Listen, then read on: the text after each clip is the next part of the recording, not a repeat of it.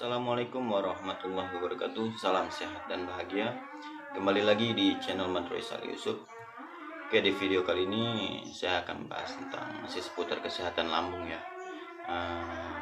Dan di video kali ini saya akan bahas tentang cara sembuh dari penyakit asam lambung GERD anxiety. Oke, jadi sebenarnya saya udah pernah buat ya video-video untuk cara sembuh dari penyakit asam lambung ini. Cuma karena banyaknya pendatang-pendatang baru yang mungkin baru mampir ya ke channel Mandroy Sal Yusuf, dia masih bertanya gitu ya tentang cara sembuh dan cara pengobatan apa gimana ya. Jadi saya akan bahas lagi ya di video ini, dan semoga video-video saya yang bermanfaat. Jika video-video saya bermanfaat, silahkan di like, komen jika ada yang ingin dipertanyakan tentang seputar kesehatan lambung, dan subscribe channel ini agar setiap kali nanti saya mengupload video-video terbaru tentang seputar kesehatan lambung, teman-teman akan mendapatkan notifikasi atau pemberitahuan dari saya. Oke, jadi cara sembuh dari penyakit asam lambung itu ya, GERD, sebenarnya kita yang harus kita jaga itu pertama pola makan ya. Ada 3 pola yang harus kita jaga: pola makan, pola pikir, pola hidup sehat.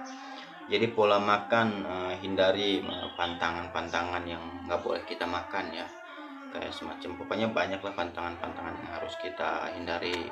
Yang pokoknya kalau misalkan kata dokter jangan dimakan ya jangan dimakan. Terus kalau misalkan jadi kayak gini aja sih sebenarnya, kalau misalkan mau makan aja lah makanan apa aja yang misalkan teman-teman mau makan.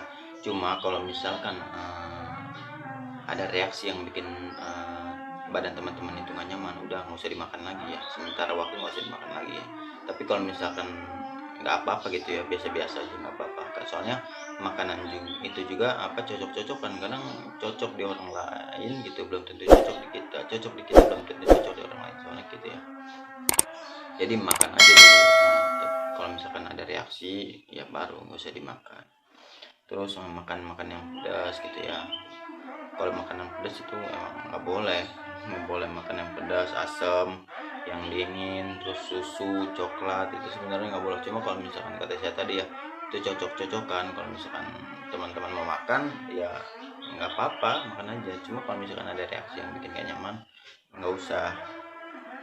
Terus makanan-makanan yang santan, yang lemaknya terlalu banyak gitu ya, makan makanan yang mengandung gas kayak semacam kol gitu ya.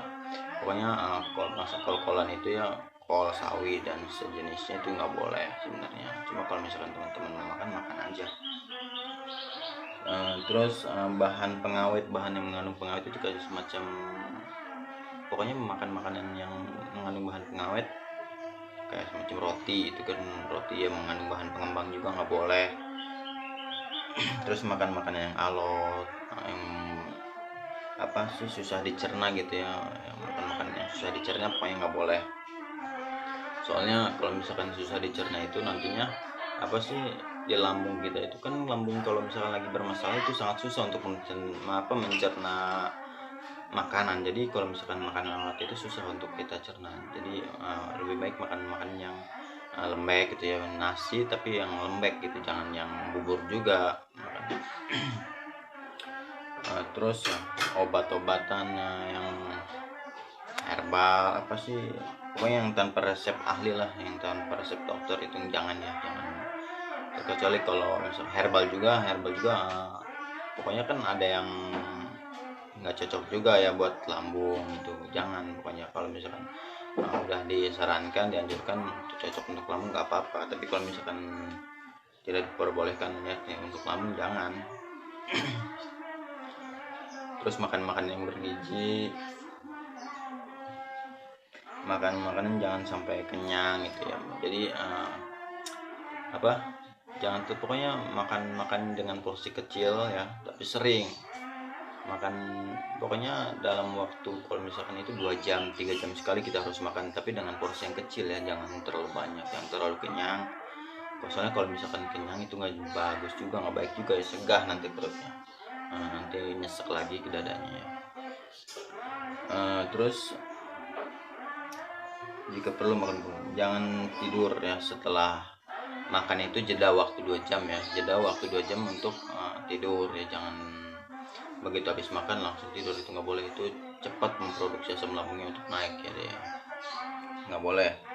Terus dari pola pikir ya, jangan terlalu banyak mikir lah, pasrah aja ya sama Allah ya, pasrah. Soalnya ya penyakit, segala penyakit itu kan Allah yang ngasih. Jadi kalau misalkan Allah mau ngangkat penyakit itu ya Allah juga yang mengangkat gitu. Jadi pasrahin aja semua penyakitnya, pasrahin aja sama Allah. Pokoknya lawan rasa takut, cemas, walaupun kita nggak bisa sekaligus melawannya, pokoknya pelan-pelan aja kita belajar untuk melawan rasa takut ya, rasa cemas. Kita gantikan rasa-rasa yang negatif itu dengan rasa yang positif ya. Pokoknya nggak usah terlalu banyak berpikir lah, nggak usah berpikiran macam-macam, takut mati segala macam. Nggak, penyakit lambung itu nggak berbahaya ya, sama sekali nggak berbahaya. Saya juga pernah melihat di berita ya, ada yang orang menderita penyakit asam lambung sampai 14 tahun dia nggak meninggal ya, sampai minta disuntik mati itu ya. Masya Allah ya, 14 tahun ya nggak mati-mati, karena ya memang penyakit lambung itu nggak mematikan gitu, cuma menyiksa gitu ya. Tapi kalau misalkan kita udah tahu gitu ya cara untuk mengatasinya, itu mudah untuk disembuhkan ya. Penyakit lambung itu yang mudah untuk disembuhkan ya. Jadi nggak usah takut, nggak usah dipikirin, pokoknya bawa happy aja lah, nggak usah terlalu banyak mikir. Pokoknya pasrah sama Allah ya, serahin semuanya sama Allah. Pokoknya ya Allah, kalau misalkan Allah mau ngangkat penyakitnya kapan aja juga ya, itu kuasa Allah ya. Jadi pasrahin aja, jangan banyak bermedsos ya, searching kayak ini penyakit apa nggak usah. Soalnya kenapa, takutnya kalau misalkan kita searching itu timbulnya yang nanti ada di beranda itu penyakit yang aneh, kayak penyakit yang menakutkan gitu. Soalnya kalau misalkan muncul yang aneh-aneh yang menakutkan itu kok akan berpengaruh ke pemikiran kita ya, akan terpikirkan terus itu, setiap hari akan terpikirkan terus ya. Jadi hentikan ya bermedsos, searching itu. Sudah cukup tonton aja video-video saya, insya Allah bermanfaat untuk teman-teman ya. Nggak usah banyak-banyak cari tahu ini penyakit apa, udah nggak usah. Kalau misalkan kata dokter ini penyakit lambung ya, yang pasti teman-teman harus cek ke dokter dulu ini penyakit apa ya. Kalau misalkan kata dokter oh ini penyakit lambung, ya udah nggak usah punya pemikiran macam-macam, memang itu penyakit lambung gitu ya. Terus kalau mau tidur atau mau apa gitu ya, dengerin audio hipnoterapi ya. Jadi kalau misalkan sholawat, pokoknya yang bikin hati kita tenang lah, sambil zikir juga kalau misalkan mau tidur ya. Kalau saya sih waktu menderita penyakit asam lambung, kalau mau tidur biasanya zikir gitu ya. Soalnya kalau misalkan zikir itu cepat ngantuk.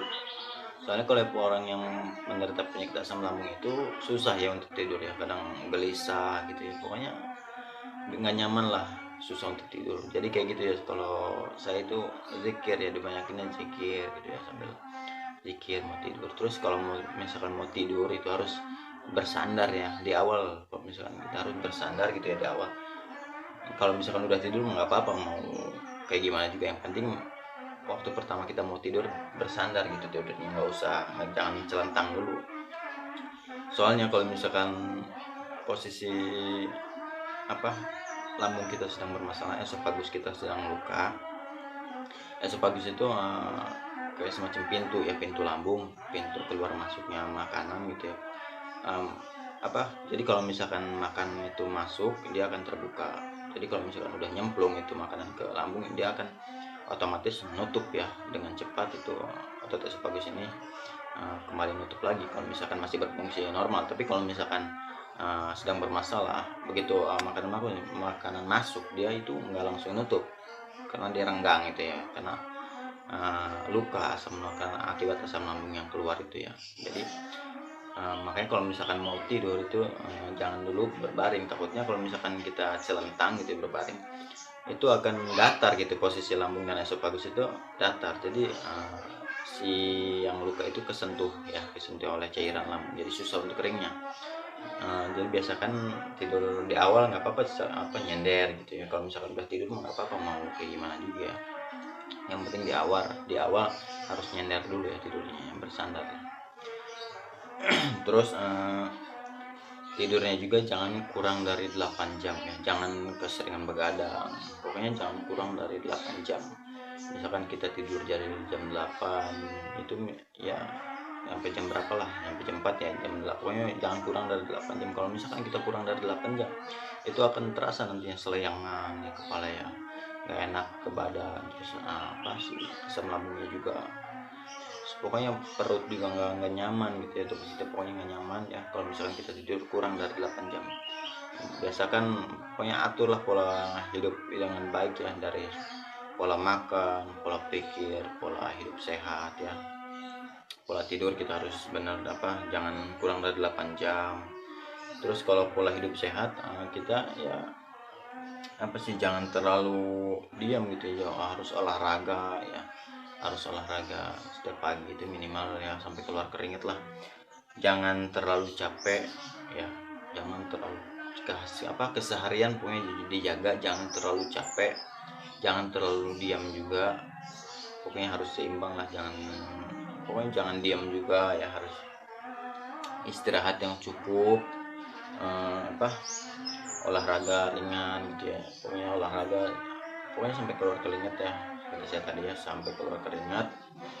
Terus pokoknya ya kayak gitulah, berjemur,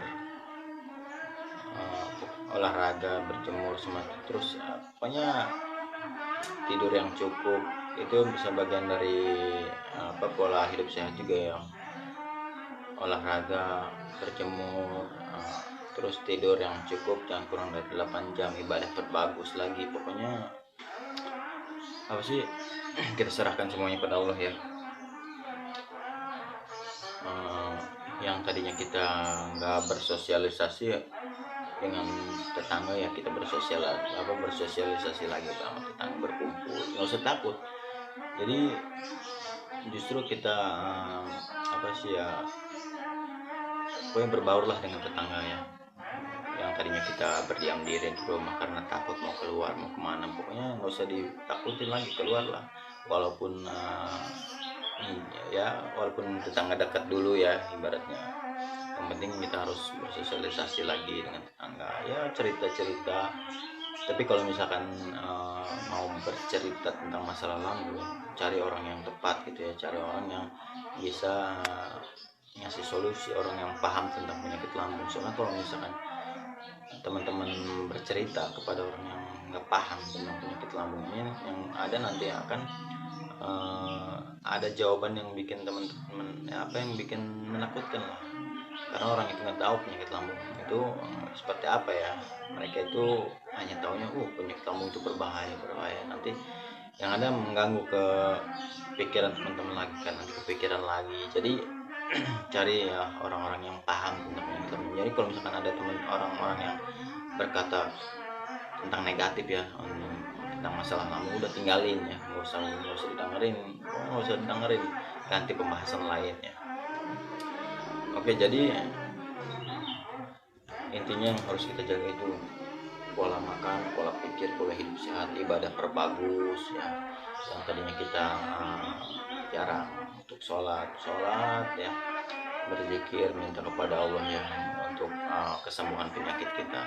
Soalnya yang menyembuhkan itu kan Allah ya, bukan, walaupun kita udah berobat kemana kalau misalkan Allah belum ngizinin kita untuk sembuh, nggak bakal sembuh. Jadi berdekatlah pada Allah ya, minta kesembuhan kepada Allah ya, dengan ikhtiar yang tadi saya sebutin ya, jaga 3 pola makan, pola pikir, pola hidup sehat. Oke, mungkin di video kali ini cukup sampai di sini ya.